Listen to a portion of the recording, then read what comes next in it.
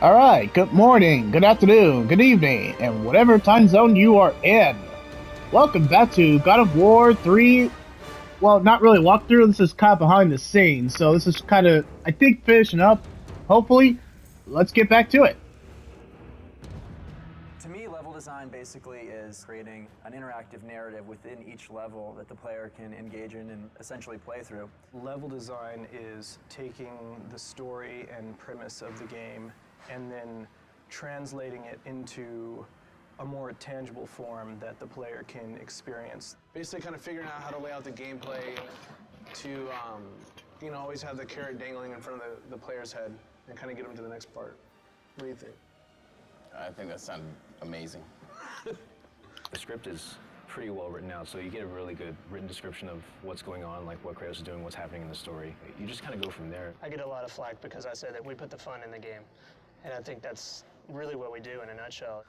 One of the greatest things about game design is that you're able to take an idea that's in your head and make someone go and experience that. We have so many tools in this universe and so many tools as far as what the game is built off of that we can pretty much do what we want. We're limited by our imagination, and I think that's one of the most fantastic things about working on this project. As a designer here at Sony, you can't just be good at one thing. It's really in our hands to do it all and do it well. We often try to integrate the puzzles into the exploration of the level and with the combat. You're going to have a lot of games where all of a sudden you're in your fight mode, and once that's done, then you're in your puzzle mode, and it almost feels like you're playing two different games. One thing we try really hard to do here is to mesh those different kinds of game designs so we get a really more fluid and dynamic gameplay experience. We essentially drive the vision of the level from the player's perspective and serving as the ambassador to them. So we need to protect their interests and make things easily understandable for them as they're playing through the level. Do you agree? It's a constant push-pull as well with the designers and the artists, because the artist may want to put something that's visually more interesting in, but it could also impact the play space in a negative way.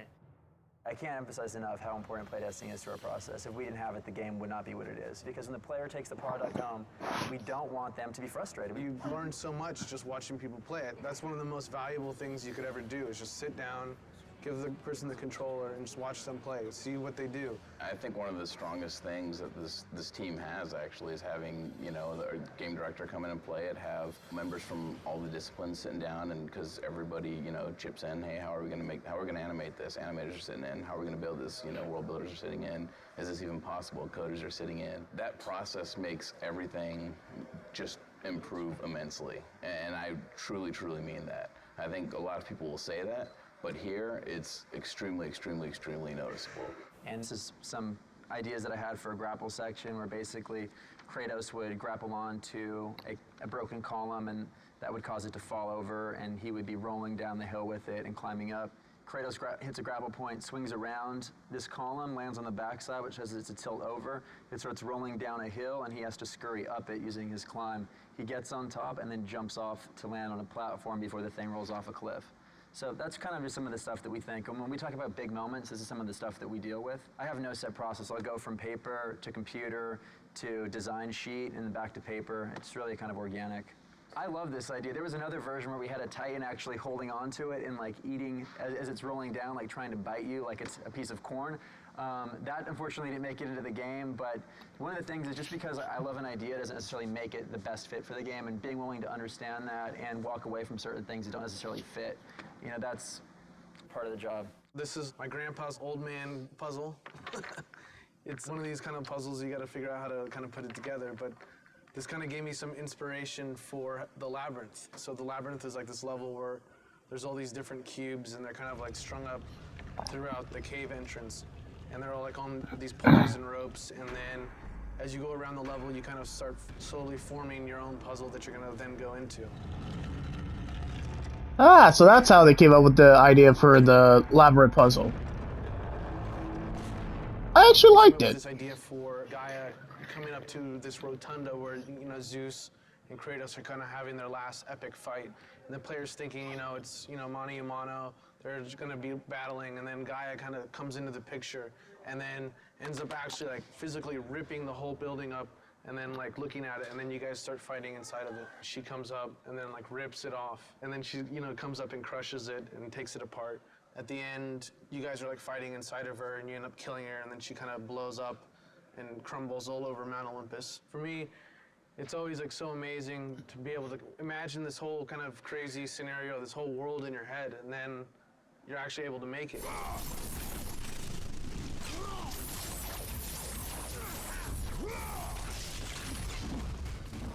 I've been working on the Aphrodite Chamber, which is where one of the infamous lovemaking mini-games will be taking place within the larger game.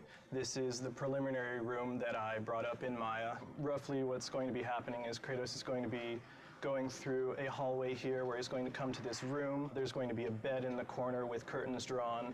And as soon as he casts them open, he's going to see Aphrodite with two of her very little servant girls who quickly run away. She's going to go into the bed for a little hanky-panky, and we see the servants are very happy right there with what's going on. After finishing his job, Aphrodite is kind enough to draw back this large curtain, which will expose the portal, which will lead to another section of the game. So that's generally an idea of how we mock up an event relatively quickly so that we can assess how the gameplay will be, and then we can forward that off to art so that they can make it pretty. And this is some of the things that concept art has done. This is the bed right here that you saw. It looks a little more fancy than the blocks that I've been using. Once that's done, I will implement them into the game, and everything will mesh together perfectly. I wonder how many guys, developers, and the women developers Be gone, were happy to see this. Kratos. Oh wow, they actually showed that in the documentary. You'd think that would have blurred out, but I guess this game is, well, mature for nudity for a good reason. As you saw in the game, yeah. Motion capture. Which is... Wait, what city is this? Oh, there you go. Thank you.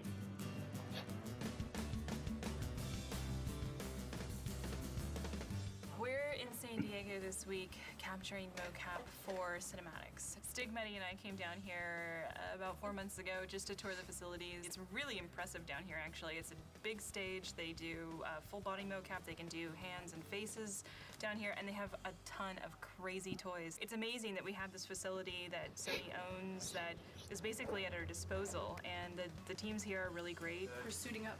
Getting her suited up for the day, yeah. Velcro custom suit we get made specifically for motion capture. We have some colored panels on there just to accentuate the actors when they're out there, just to make sure that we can see exactly what's going on instead of having an all black suit with the all black floor. This is the Gumby suit. Ready to mocap. Mocap is basically markers in space that are seen by cameras. They're calibrated to be able to be triangulated into a certain point in space. It really serves as kind of a basis for us to layer animation on top of. Got a little coffee. My shades on. This is how we do LA mocap. Body twist. I'm entertained by this. ROM, or the range of motion, where we show all of our flexibility and bendability of our body so that the computer can track our markers. It does sound like a fun job, motion cap. Gaia and Titans are going to be climbing up Mount Olympus, so this is our Mount Olympus right there. Don't try this at home, kids. As much as I've directed before was with my little sister and my little brother when we were kids and our parents had the video camera. But it's fun. I think if you know what to do and you can communicate with people honestly and you know what you want, they love it, and people are having fun if you are. Ariel, we're going to do the following now? We're not necessarily as concerned with perfection in really subtle movements because we know that that subtle animation is going to be done by the animators in-house. As long as we can see the character there, then we're getting what we want. I wonder who's motion... real-time feed of the actual character of the motion capture being done. So you're actually seeing like a stick figure, but it's actually a skeletal figure of Richard, the actor, being out there. We don't see your feet in that shot, so it doesn't really matter where they are. And break your symmetry if you can, so both arms aren't exactly the same. Rolling.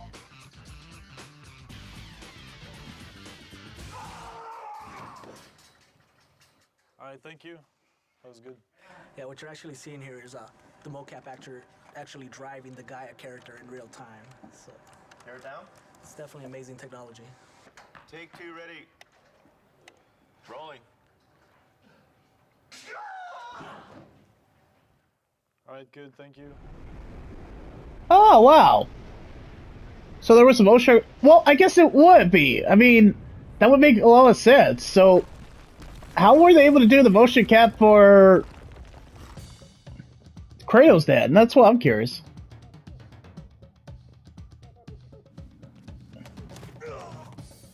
Oh, okay, so that was the... Eddie is doing well. He's been a great director. Definitely knows the shot he wants, and he gets it. We sit at a desk all day, and I also like to move around. I think as a director, you should be able, to a certain degree, to do what your actors are doing. So you know what you're asking of them. You can show them if you have to, and I don't know, you get closer to their performance. Ah, the Aphrodite. This is actually a first for me to do motion capture on a bed with pillows. We are working on the sex minigame. The sex minigame with Aphrodite. So we'll have two of the girls today just doing both the parts of the servant girls and Aphrodite, which we have blocked out. So should be an interesting afternoon. If we have time tomorrow afternoon, maybe we'll put Mehdi in a suit because there are some things I'm sure. If I'm gonna do that, I'd rather do it now to do the sex minigame with Ava and Michelle. Wow, you just stated your intention. I'll direct from the bed. Yeah. I'll be Aphrodite. I'll be like, you touch me here. You put your leg there. Yes. Let's do take 55. Ava? What? Okay. Let's do take one. Kratos, it's been far too long. Even though you are no longer the god of war, you can still share my bed. Come, Kratos. Let us forget all about Zeus for a while. That never happened. Ah, is that what has you all worked up? You are trying to figure out that bridge contraption out there. Please do not deny me this one last pleasure. That was great. Cut. Ah, is that what has you all worked up? You are trying to figure out that bridge contraption out there. You men and your toys. Exactly. That's good. I think for casting for this, Mehdi found people who were good with their body in terms of motion. We picked actors that had to be comfortable with a little bit of stunt work and a little bit of naughty work.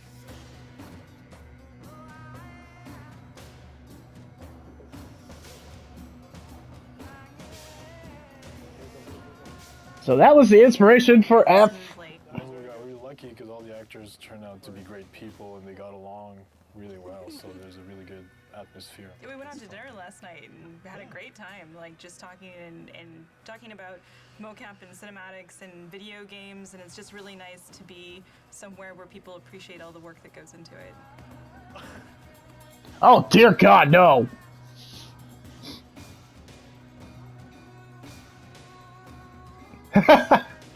I can't believe if they let that. Yeah.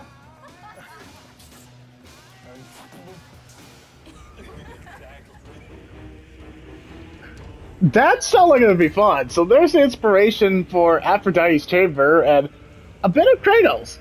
Wow. Well, animation played a big part of it, but you know, motion cap, that would make sense just based on their muscles and just how realistic they look too. Ah, now the exciting part, music, which ironically is playing. The God of War 3 music production plan is pretty extensive. Today we're working at Skywalker Sound in Marin County. Wow, that must be Working with the San Francisco-based musicians from the San Francisco Symphony, the San Francisco Opera, who are phenomenal. Yeah! We're really fortunate to be working with legendary engineer Leslie Ann Jones. Tim Davies has orchestrated everything, and he's conducting from the podium. That's pretty sweet. He really knows the music, and he really puts his all into interpreting what the composers are after. Really pointed. Give me that nice pop on the end of each group. Here it is.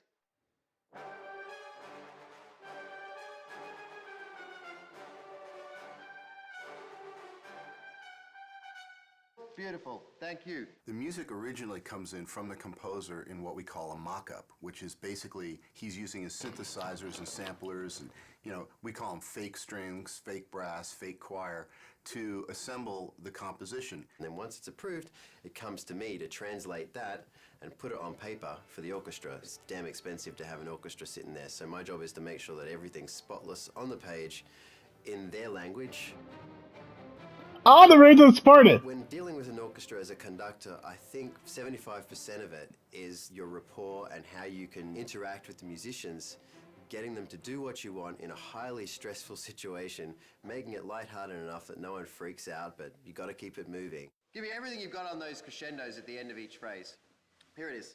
They're a pack, and they need a leader, and they're all brilliant musicians, but there's something about when you put an orchestra together, they need that focal point, that one person that they follow. These are pretty nasty swells where you got the flutters and everything. Feel free, if it's going to be smoother, to hit the note and then start the flutter later. Okay, here we go.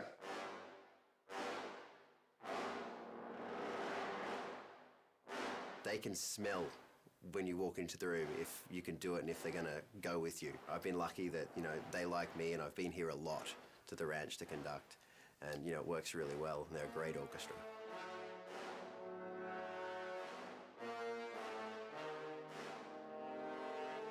Originally on God of War 1, we had several composers, many of whom have remained with us through the God of War series. And the reason for this is not because one composer wouldn't necessarily be able to compose the whole score. It's because the variety that their different styles bring to the table is actually a tremendous advantage. Why are there 5 composers on this collection? Yeah! Well, that's a question for somebody else who did the hiring, because I'm sure that any one of us would be quite happy to bump the other ones off and do it all by ourselves. Wow, we know where you're... Alternate to that answer is. The reason being is because each one of us actually have a very strong voice in how we write and approach music. But generally speaking, we don't clash in styles, and therefore what ends up happening is a happy salad of the different styles that we all bring to the game. But essentially, we actually work very well together as a team. Sitting with except for that guy. With the whole Sony crew who have they have this thing in their minds called God of War. It's an entire world. It goes beyond just characters. It's a whole. They know how they want everybody, they want the players to feel.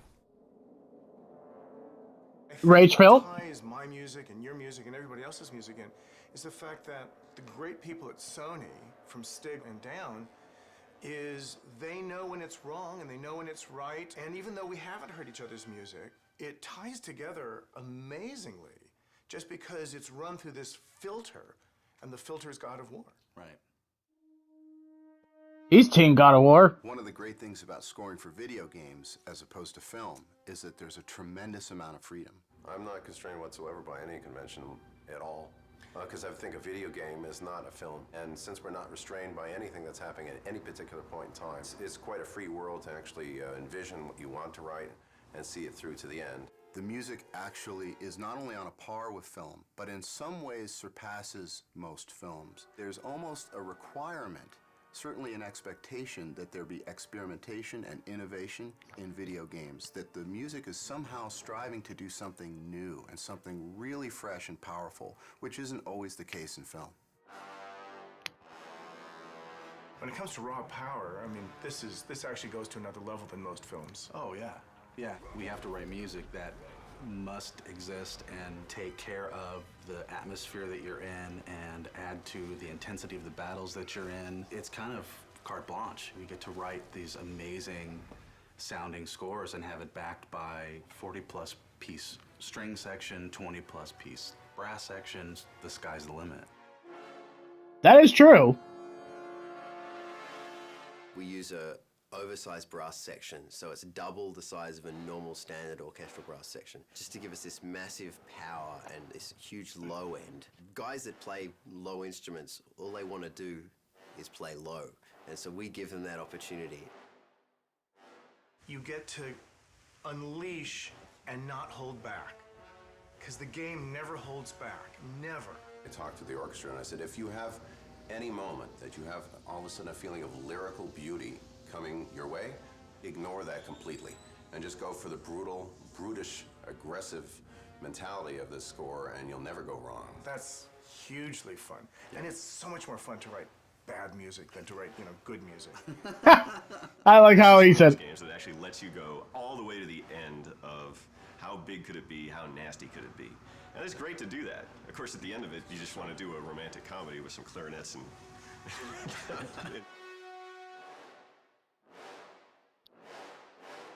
That was really good. At least as composers, we're being hired to do what we do, which is write melodic material, aggressive, edgy material that people remember. Think about when we went to go see your favorite movie as a kid, and you walk out humming the theme, and you want to buy the soundtrack because it's such a great part of the experience, and that's what we're trying to do.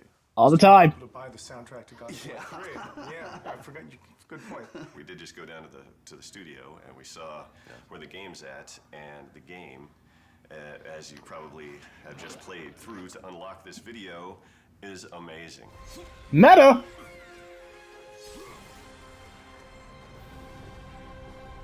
Yeah, your music's amazing. It's amazing.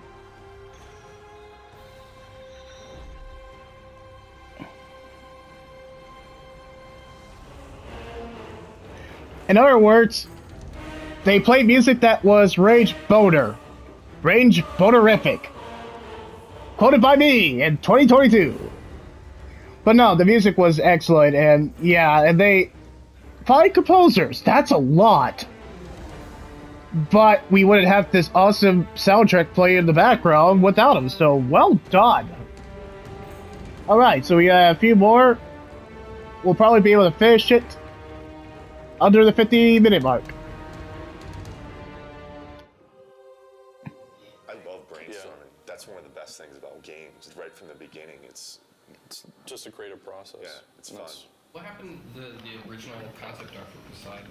No, the concept art for Titan, a water Titan. Can we bring it up on here?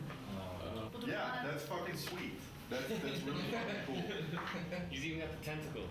Whatever we come up with, it's like, hey, that would be cool if we could, and we just make it form out of water, whatever it might be. A lot of talented people were sitting in that room figuring out, oh, this would be cool, this would be neat, throwing out all these ideas out, doing our best to trying to live up to the God of War 1 and 2 standards, which are bar's insane. really high. It's like it has to be like almost like in a shape that's like scary. I agree with that. When you pull the camera out, what do you see? And if it is like he's turned into like a huge squid and she's all tied up or something like that. But as you're like fucking flea size, and as you're running around, you see a big part of this. Well, what do you think? What do you think about maybe that whatever that thing is? It's a lot of different things. It's everybody, it's not just one person that comes to the table and has, okay, here's the perfect idea. It's everybody rifting together. Just like the idea that Poseidon swells up with water and just becomes semi-translucent and you can see all of his veins and stuff. And so that way you're actually hitting flesh. Going off of sort of like Will's idea and a combination of the things that we talked about is his skin is basically like a jellyfish. On the inside of his body, he has all the bones. He has actually a bone structure. That way we have a creature that, looks like it has some meat to it, made out of the ocean. So I think like going off of what you were talking about, where it's like maybe you've got like reef and seaweed and stuff like that, we could probably make it look like water's running through that stuff. I would hope that we at least all kind of get on the same page. At the end of the day today, it's like, yeah, this is kind of somewhat direction we're going to go. Maybe it starts off and a wave crashes up, and after you see like this far shot or something of a wave kind of overtaking Kratos and Gaia on the side of the mountain or something like that, you're freaking out. I was like, you're probably freaking out right now because of the cinematics.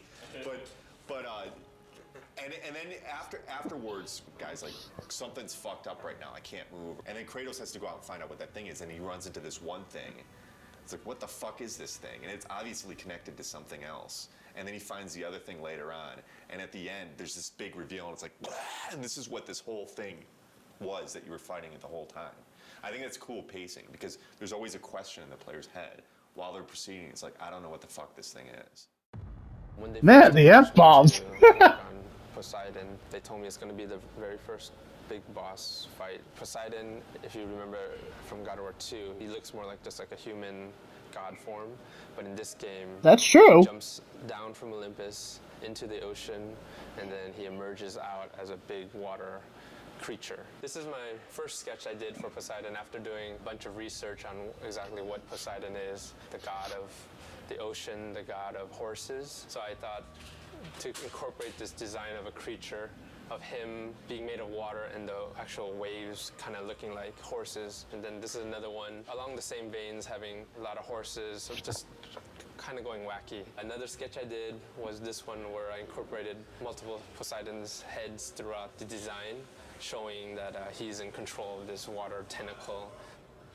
They liked this design a lot with the multiple heads, and they also liked the very first sketch with him leading the horses. They liked this one the best, so they liked this for the overall direction.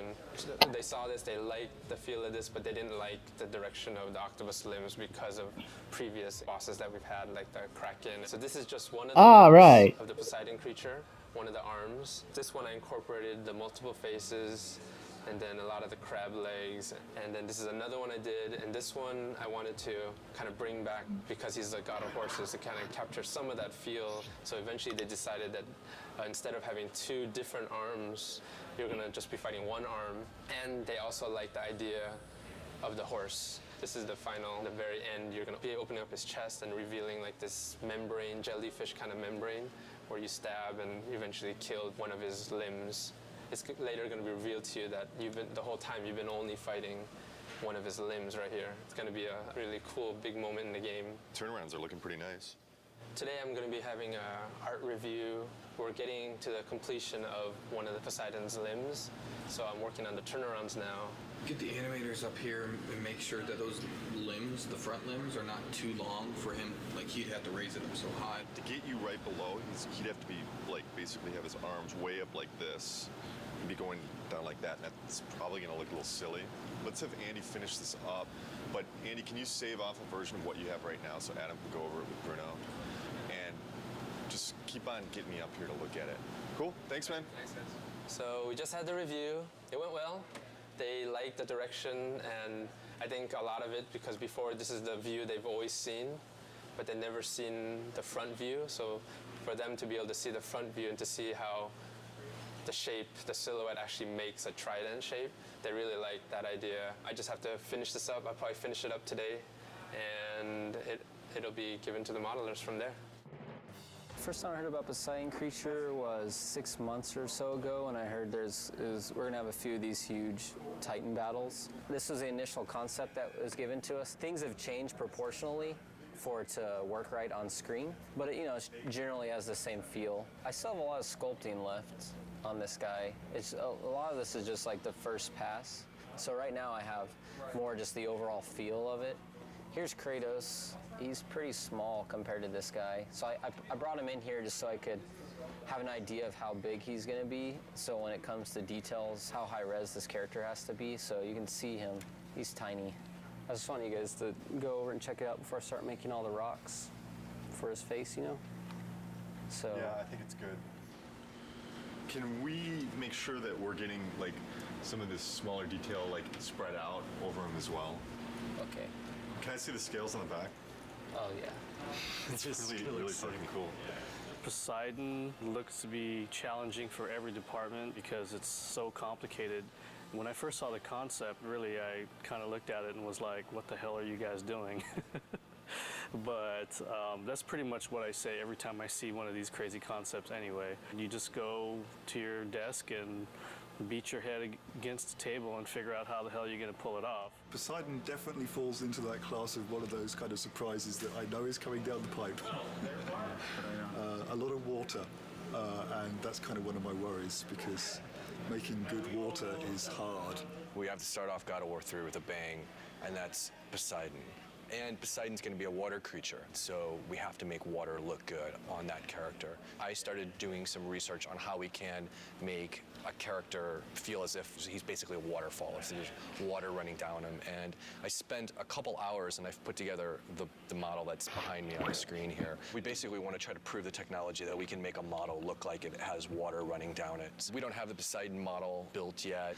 but we have Zeus. Poseidon is Zeus's brother. They'll probably have similar type proportions. So he was a good test. This is a shader that I put together. It's pretty crazy with all these different connections. There's several different neural maps that are scrolling on top of each other. This probably took me 3 hours to set up the shader on top of an existing model. So where I want to take this now is I'm going to give it to the effects department, and I want to see like chunkier spraying water kind of coming down off of him. And then basically any area where water hits the surface, we just want to get little particle spray coming off to, you know, just give this thing more of a volume, more water volume.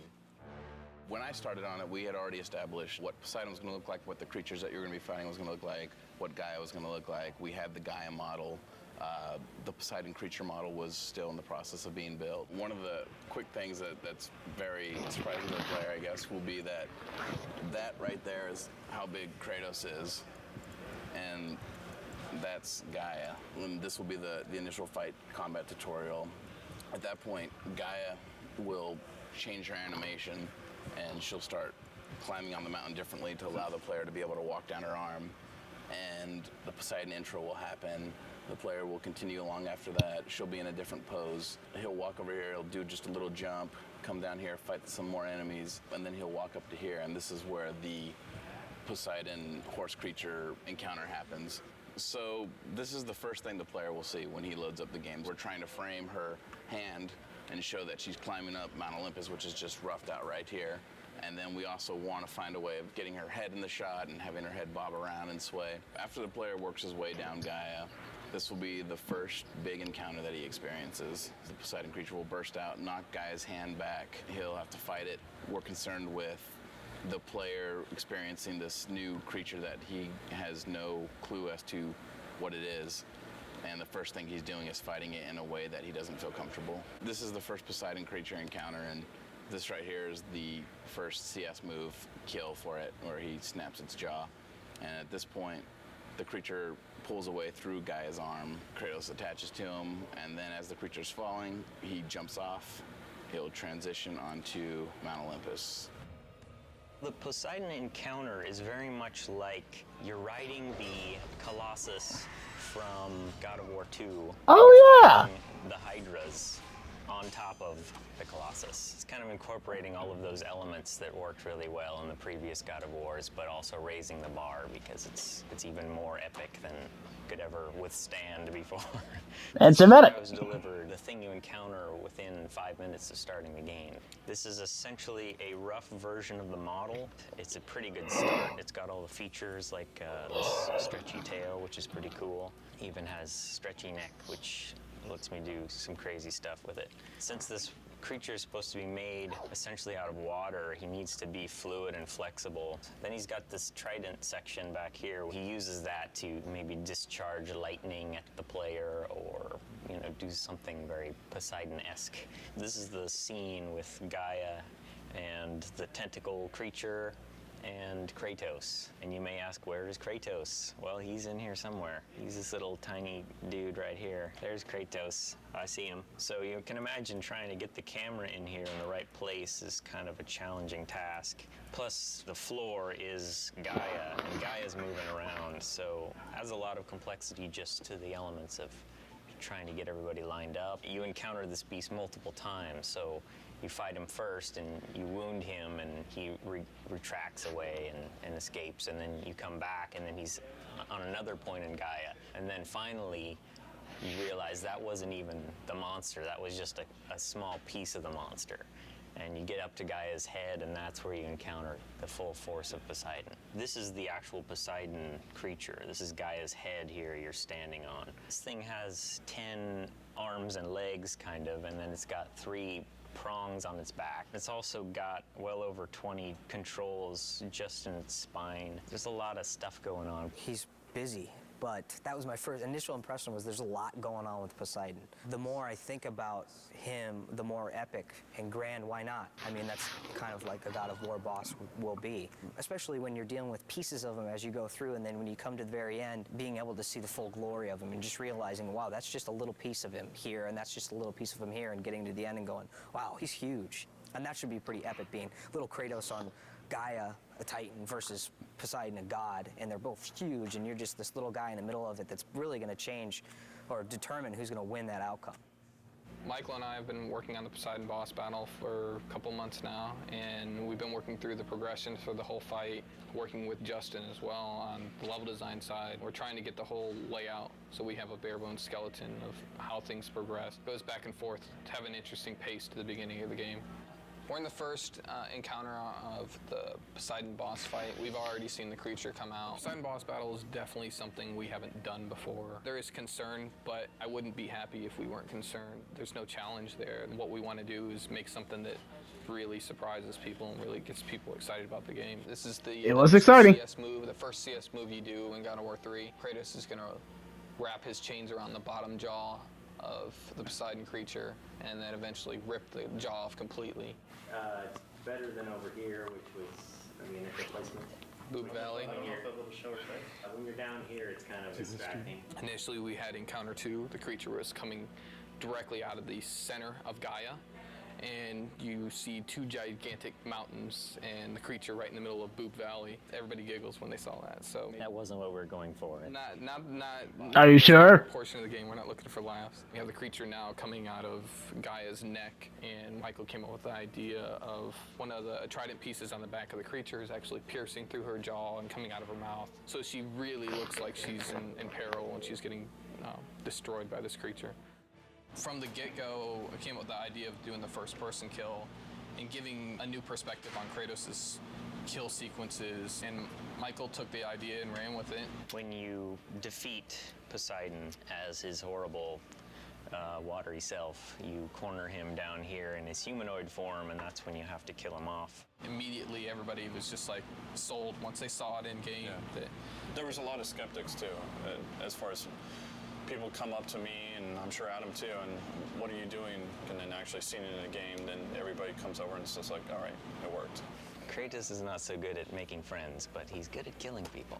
This boss battle has to end with a big finisher. And our final kill is where we're testing out these new CS moves of first-person kills. So minigame inputs right now are in a third-person camera, and then when you succeed, you get to see the impact of Kratos' attacks and see how Poseidon feels as he's getting completely torn up. He just screams really loud and then bites his ear.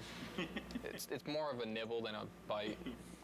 So last time we checked him out, it was just the grayscale high-res ZBrush version, and I believe the low poly version as well. So since then, we've messed with water technology stuff, trying to make it look more like water's flowing through him. Help from like our art director, Ken, and other people trying to make the water look good. Generally though, water's pretty hard to do. It's just a combination of normal maps that scroll, like we take UVs and have them scroll, as well as parallax maps, which add the distortion, which makes it feel like it's a little deeper. After we do all the fights, get it designed, and seeing what you really see and what you really don't, and then we might have to adjust stuff from there, you know?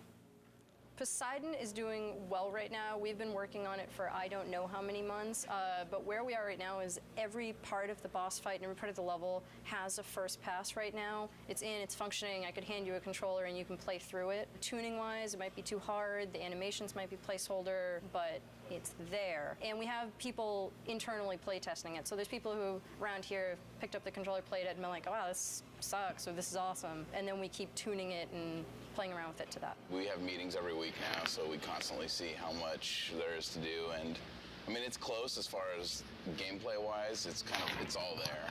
But doing stuff on the Titans is proven to be very challenging. So things that would usually take 5 minutes take 2 hours.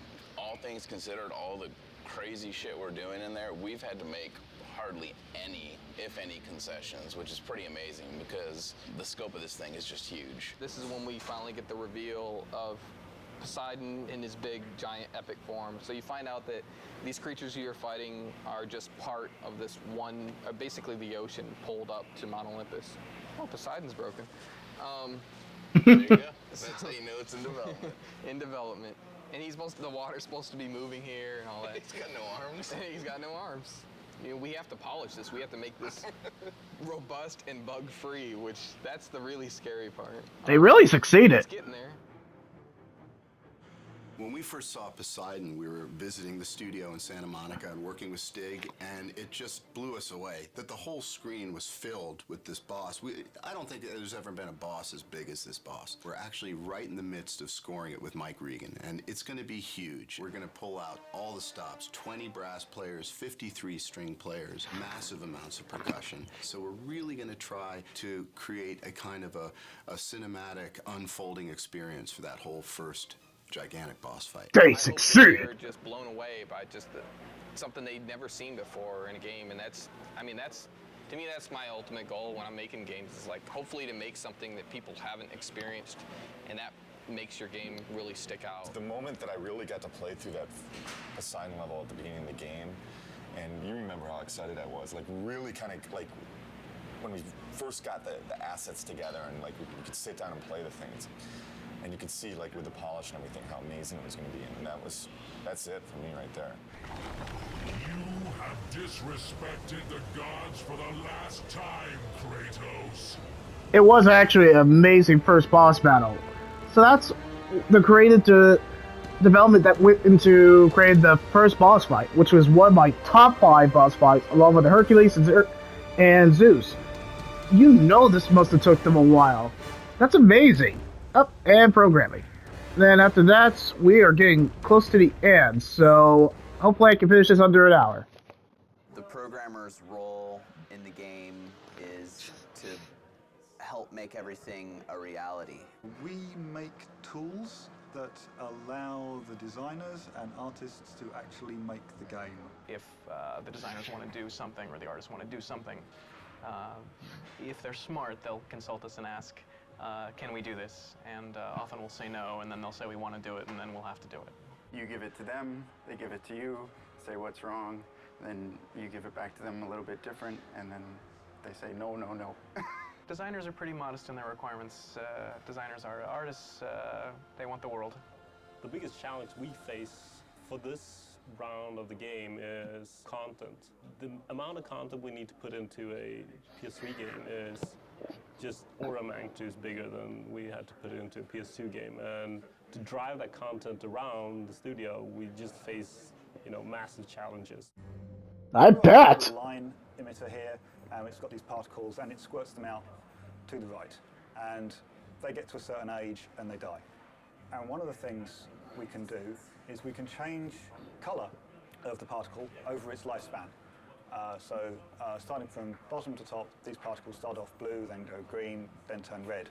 Now, if I was an artist, I'd make them go like orange to black to whatever to express the effect that they want to. For me, I'm a programmer, so the nice, simple programmer graphics, nice, bright, solid, simple colors so that I can see when things go wrong. If I run this within Maya, then it runs the tool code that I wrote, which is this stuff, to display on the dev kit. And hopefully, so you can see, they're never going to create anything quite like this because this is horrendous programmer stuff, but they'll take this tech and what they'll do is they'll make fire pots or lava that flows. Anything that's best rendered by creating lots of little primitives and moving them all en masse in slightly different ways that aren't just pre-baked. This is the soul tech. These are Hades souls swimming down the river Styx.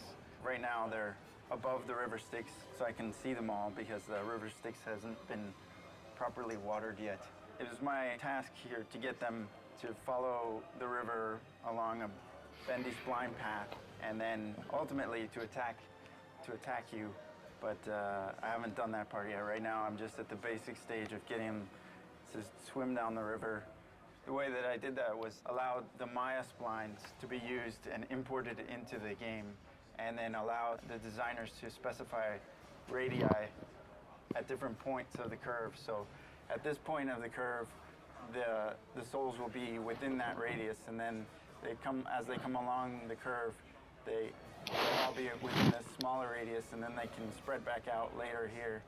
And this is placed within the canyon just by the file structure. This loop here handles every soul. It updates all 30 of them.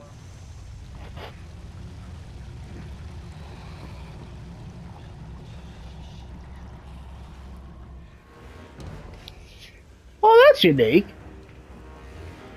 Man, everything gelled well. Except for the story, but I kind of want to... Well, they didn't really explain the story, but hey, don't worry about it. Alright, quality insurance. QA stands for quality assurance, and what we do is we play through the game all day and find out the bugs that are going in the game and report them to all the different various production leads and creative leads around the office and make sure that everything gets fixed and there's not any big issues with the game when it ships. It's our responsibility to make sure the game is appropriately awesome and epic. If there is a big problem area, well, one of us will just like play that area all day long, every day, do everything you can imagine that could break the game, kind of get in the mind of what people playing for the first time, because we play it every single day. Try to do everything possible in that area with every item, every spell, and make sure it's all working and none of that's crashing the game. So this is the kind of stuff we test on before art even gets in. As you see, it's just kind of like some sheets, some blocks. You don't really see a lot. It's a pretty basic level. So you might see a level go from something like this, when it actually gets its art in, it looks a lot different. The spikes look a lot better, the walls have much more designs, you have the wood in the background, and it goes from designer sheet to something more pretty like this. And this tells you what level we're currently in. The red one is the one you're in, the blue one is the one that you're going to, the one that's loading in, and the white one is the one that you came from. It's very easy when you're writing up a bug to tell them which area it's happening in. These say any AI that are loaded in, so if any of those are loading in and out, we can tell which one's causing problems or causing the game to crash. Over here you have your coordinates, which is just where you are on XYZ axis. It's useful for the artists because they can just type it in, and if we say there's no collision, there's a tree that Kratos is walking through. They don't really play the game very much, the artists, because they're constantly doing art. Down here, it's basically just frame rate, which is useful when we got one into the E3 demo. We use that a lot, and going to the final build, we'll be going through and documenting the frame rate everywhere and making sure everything is up to the right level of frame rate. We can see what areas are causing the frame rate to dip that we need to have code or anybody else go through and see if they can optimize that area. So I've just submitted the bug, and now I'm going to try to see if I can take a video of it actually happening to reproduce it. The bug is that sometimes Oh, okay. won't grab onto the ledge when he does the jump, and the bugs are assigned to different priorities, and certain ones we refer to as progression stoppers, which means that if a player were to run into this bug playing through the game, they would be unable to continue, and we categorize that as an A bug. It's the absolute highest priority. So I have to make very sure that the designer gets this particular bug so that they're able to fix it, because it's very, very serious. Oh yeah, very much. 1 to 200 bugs per day during certain phases of production. This is the opening level. This is when Gaia is climbing up Mount Olympus and you're on the back of Gaia. Art was just added to this level, so you would try to run along different areas, make sure Kratos can't pass through the world, like right here. So in this case, I would go in and give the artist the coordinates to this certain location where Kratos is inside the rock, and that artist would make a collision pass, fixing that collision so I couldn't fall through it. I'm loading the test level to test the Wraith. It's basically this enemy that burrows underground. And the only way you can actually attack him is to use the L1 and circle move, which is your grapple. When he's under the ground, I'm supposed to be able to grab him out and slam him on the concrete. But that's not working right now, so that's when I would open up my Test Track Pro and write up a bug report. It's our job to play the game over and over and over again. So after you play a certain section a certain amount of times, it gets a little repetitive, but that just comes along with the duties of being in QA. It certainly takes some of the romance out of it, but it's a real pleasure being able to see the game evolve day by day, step by step, asset by asset as they are implemented. It's very exciting. Wow. Every department is important. I guess that would make sense to have video game testers to make sure that your bugs are fixed, which about 99% of the time, 99.5%, there's no bugs. I just ran into a few bugs. But even in the PS3, when I played it on the PS3, there wasn't really any bugs too, so well done, guys. That's all I gotta say. We're not quite artists. Close, but not quite. You know, some of us have artistic skills. But And we're not quite programmers either, although we do write code, right? Once again, not so much this guy. And TechCart helps make the stuff, and we help people use the stuff. Because without us, nothing would get done. There's a huge gap between the engineering guys or the coders and just regular artists. So we kind of bridge that gap. Artists don't understand binary. When a programmer comes over and he's like 00101, it just goes in one ear and out the other, right? Yeah, they think it's a phone number or something. We have to invent things ourselves and come across certain lines that nobody has crossed before. We're good at it though, right? Right here. We're pretty good at it. Yeah. We've done so many crazy stuff in the past that there's nothing that surprises us anymore. The artists were having trouble just building things. And their levels, the environment guys just built huge, gigantic levels. Bigger than this guy. Yes. And the levels themselves, they just get really big, and they'd only be working on a small section of it, just a little portion. And I wrote a tool that lets them pick which parts they want to use and export just that as a level. And to get that, they just came to me with a problem. They wanted to exaggerate Kratos and the torture that he does to his enemies. So we came up with a system called the Zipper Tech, where basically the animator would use controls to open up wherever the cut is on the character. The character artists would model out wherever the cut will take place, and we'll put the rig on top of that. So here we have the Centaur rig and the Zipper Tech. The Centaur's guts are going to be opened up. And so basically the animator would go in and create the CS move. You can go in and individually select these controls and open and close his gut. Here we have the guts for the Centaur. They're going to be part of the props. The animator will go in and animate these guts spilling out of the Centaur. And so the guts will be placed in and around here. And to further sell the point, we've got separate controls over here in the middle where you can actually pull out the insides.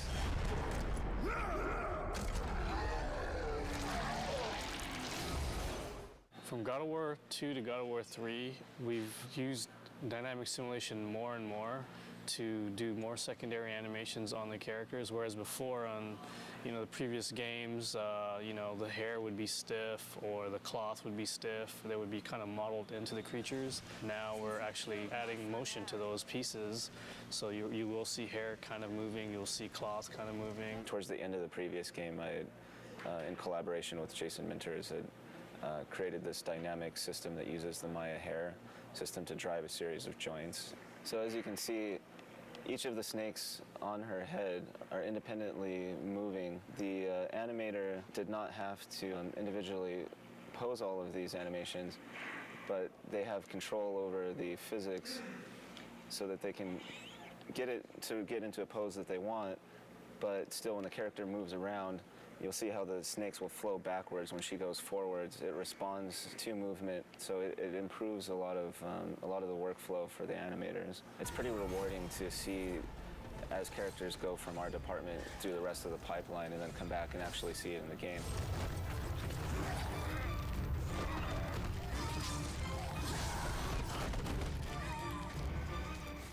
So what I received here is a model of Kratos. What I'm doing is adding the wrinkle in his facial expressions. It's being driven by the actual joints in his skeleton.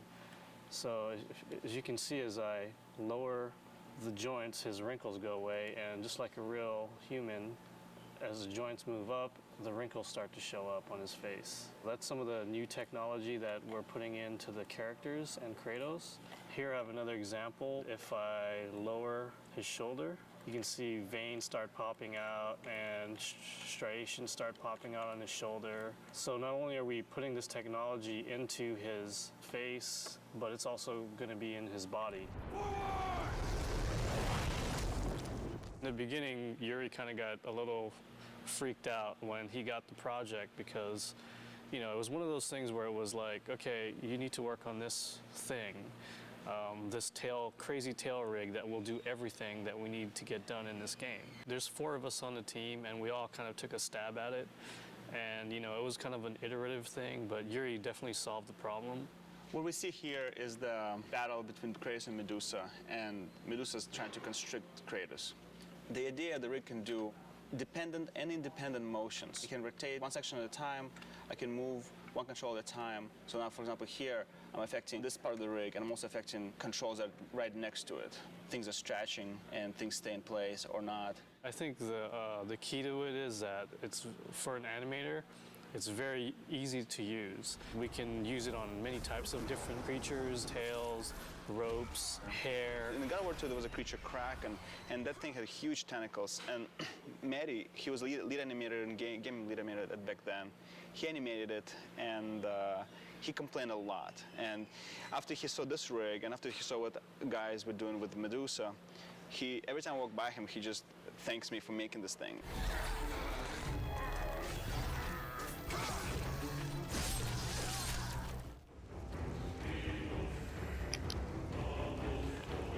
Gosh, lots of things actually work. I have to do a double take, and I'm like, yeah, I mean, the bugs are pretty much non-existent. Even in 2018 version, the motion caps have to be involved with a lot of the scenes. Yeah, I mean, once you think about it, this is definitely a cinematic kind of movie experience, and they nailed it in a video game. Well, anyway, user interface time!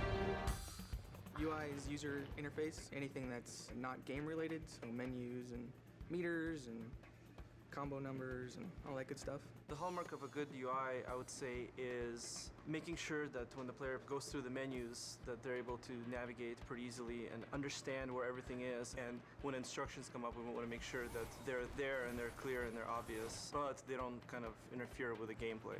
This is what we refer to as the shell. It's the kind of like the intro to the game. Currently it's our alpha version, so it's somewhat simple, but basically we have a skybox in the background. You can see the clouds animating. This is the real Kratos model. We're actually calling an animation to the character. So when you choose a new game, you get a sub-menu, and you can choose if you want to play an easy, normal, or hard. Very hard is locked out in the beginning. So you can see that when I choose a game, you'll see like the camera pan into Kratos' face, and then a video starts up.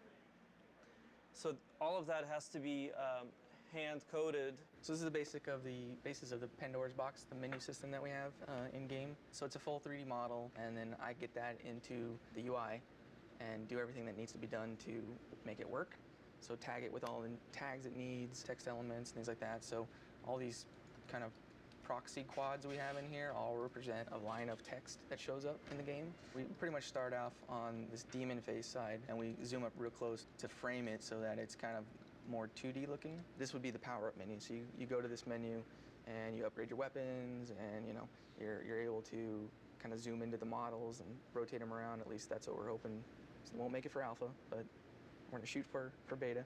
You can swap between menus by hitting R1 and L1, and that rotates the camera around the box to another side, and then we frame another side of the box and put information for like the items menu. So this is the items menu.